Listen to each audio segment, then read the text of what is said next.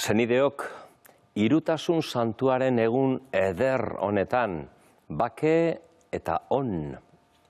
Kontemplari bizitza jaso dutenen jardunaldia dugu gaurkoa. Eta argatik, zorionak, gure herrialdeetako monastegietako hainbat anai arrebei. Aurreko igandez, Aita Santuaren katekesi sail berrian sartu ginen. Apostolutzara deia genuen izpide. Eta gaur, beste pausotxo bat ematen dugu. Aldarrikapenaren, anuntzioaren eredu paregabea begiratuko dugu. Jesus. San Juanen prologoan Jainkoaren hitza deitzen zaio. Eta alderdi honek berarengan bere biziko garrantzia du. Bera, beti hartu emanean da, inoiz isolatua, beti ateratzen, abian. Berez, hitza horretarako existitzen da, emana, komunikatua izateko. Horrela da Jesus, Aitaren betiereko hitza, guri zuzendua, guri eskainia. Kristok hain zuzen ez ditu soilik bizitzako hitzak, baizik eta bere biziaz hitz egiten da, mezu. Hau da, Aitari zuzendua bizi da eta guri zuzentzen zaigu etengabe. Beti, bidali duen Aitari begiratuz eta bidalia izan garenoi ere. Evangelioek deskribatzen dituzten jardunaldiei begiratuz gero, begi bistakoa da lehentasun hau. Aitarekiko intimitatea bilatuz oso goiz altxatzen da, egun sentia baino lehen. Eta leku lasaiatera abiatzen da topaketa horretarako. Izan ere, bere erabaki nagusiak otoitz egin ondoren egiten ditu. Seme hartu eman honetan, espirituaren bitartez, Aitarekin bat egiten duen honetan, bere gizon izaeraren zentzua aurkitzen du. Bera gure aldeko misioan dago hemen, Aitak horretarako bidali du. Zentzu horretan, esanguratsua da benetan berak egiten duen lehenengo ekintza publikoa Jordan ibaian. Nazareten ezkutuan egin dituen hainbat urteren ondoren. Jesusek ez du mirari ikusgarri bat egiten. Ez du efektuzko deiadar bat egiten. Baizik eta jendearen artean nahasten da. Joanen bataioa hartzeko. Hortxe, munduari bere etorreraren gakoa erakusten dio. Bekatarien alde eskaintzea, gurekin distantziak gaindituz bat egiteko, erabat bizia partekatzeko.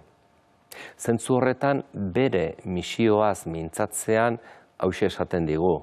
Ni en naiz etorri zerbitzatua izatera, zerbitzua egitera baizik. Eta askoren alde bizitza ematera. Egunero, otoitzaren ondoren, Jesusek bere jardunaldi osoa Jainkoaren erreinuaren aldeko aldarrikapenari eskainiko dio. Eta pertsonei batez ere txiro eta aulenei, bekatari eta gaixoei. Hau da, Aitarekin bat egina da otoitzean eta horren ondorio misiorako jende orori hurbiltzen zaio. Jainkoaren erreinuaren bidea erakutsiz. Bere bizitza estiloa adierazteko irudi bat bilatzerakoan ez dugu zailtasun handirik aurkitzeko. Jesusek berak eskaintzen digu, entzuna dugu bere buruaz, artzain onaren irudia erabiltzen duela. Bere ardien alde bizia ematen duena. Hauxe dugu Jesus, artzain izatea ezen lanbide bat soilik. Denbora eta saiakera handia eskatzen zuen. Benetan bizi modu bat zen.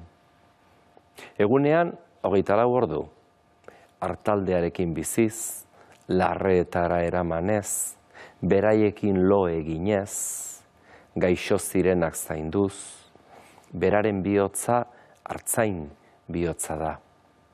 Gu bezala, dio Frantziskok bere katekesian. Zentzu horretan, Elizaren ekimena deitzeko maiz hitz hau erabiltzen da. Pastorala.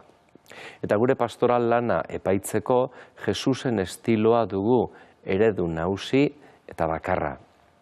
Jesus artzain ona. Eta lehenik hau galde genezake.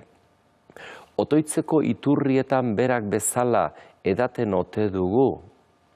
Gure bihotza beraren bihotzarekin erabateko sintonian izan dadin.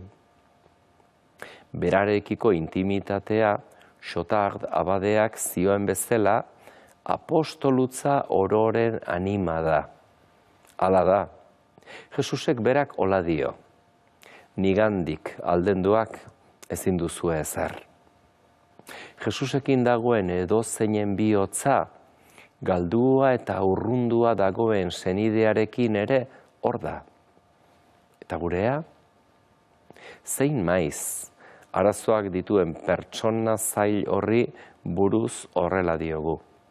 Bere arazoa da, hor konpon, baina Jesusek ez dio hola inoiz, beti atera da baztertuen bekatariak dauden lekura, hauxe zan egiten zioten salaketa. Beti bekatariekin zela. Hain zuzen, Jainkoaren salbamena ematen zietelako. Ardigalduaren parabola entzuna dugu ere, Lukasen evangelioan.